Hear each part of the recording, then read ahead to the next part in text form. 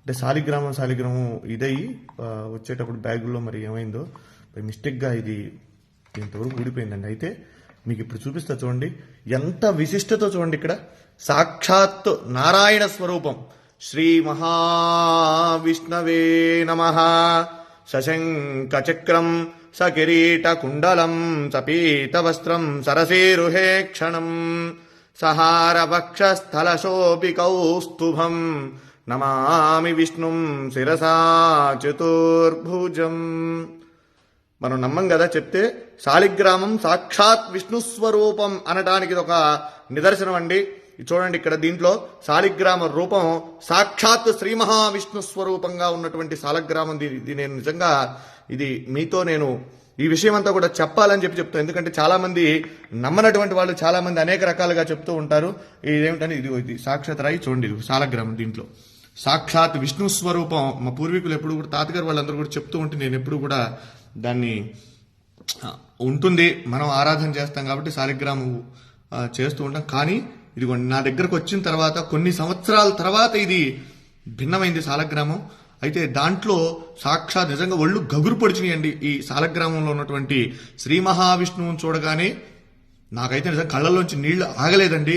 ఇది మీ అందరికీ కూడా నేను ఎందుకు ఈ వీడియో పెడుతూ ఉన్నానంటే మనందరం కూడా దర్శనం చేసుకోవాలి. ఇటువంటి చాలా అరుదుగా కనబడతాయి. మన పిల్లలకి మనం చెప్పాలంటే ఏం చెప్తాం? ఏదో జరిగిందిలే ఉందిలే అనుకోవటం కాదు. శాలిగ్రామం ఏంటంటే, శాలిగ్రామం చూడండి, ఇది నేపాల్లో గండకీ నదిలో ఇవి శాలిగ్రామాలు మనకి నిక్షిప్తం అవుతూ ఉంటాయండి, అక్కడ దొరుకుతూ ఉంటాయి. అయితే ఇది దీంట్లో ఒక పురుగు, దాని పేరు, అది ఒక బంగారాన్ని నిక్షిప్తం చేస్తుంది దాంట్లో. అది తీసుకొని వాళ్ళు గవర్నమెంట్ ఆ శాలిగ్రామాలను అక్కడ గండకీ నదిలో వదిలేస్తారు. అవి కిందకి ఇలా కొట్టుకుంటూ వచ్చినటువంటి శాలిగ్రామాలలో ఇవన్నీ కూడా అక్కడి నుంచి వచ్చినాయే. ఇలా ఉంటే ఇవి ఎప్పటి నుంచో కూడా మన ఇంట్లో మనం ఆరాధన చేసేటువంటి శాలిగ్రామం. నా వీడియోలో కూడా చాలా వాటిలో ఉన్నాయి, నేను అభిషేకం చేసేటువంటి వీడియోలు ఇవి. అయితే మీరు చూడండి, దీంట్లో స్వామి సాక్షాత్తు విష్ణు భగవానుడు, వెంకటేశ్వర స్వామి, నేనైతే లక్ష్మీనారాయణ అనుకుంటా, వెంకటేశ్వర స్వామి అనుకోవచ్చు.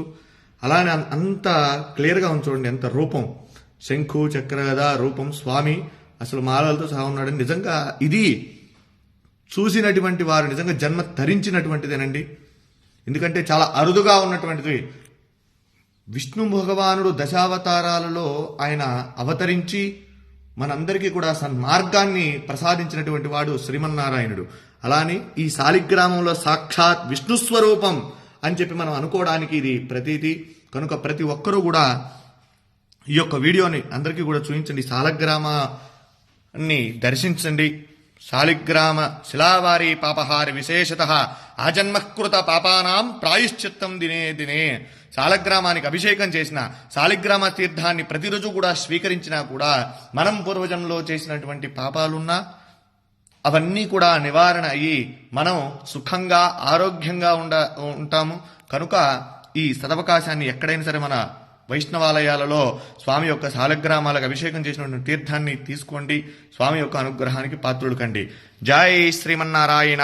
నమో వెంకటేశాయ. సశంఖ చక్రం సకిరీటకుండలం సపీత వస్త్రం సరసీరుహే క్షణం సహార వక్షస్థల శోభి కౌస్తుభం నమామి విష్ణుం శిరసా చతుర్భుజం.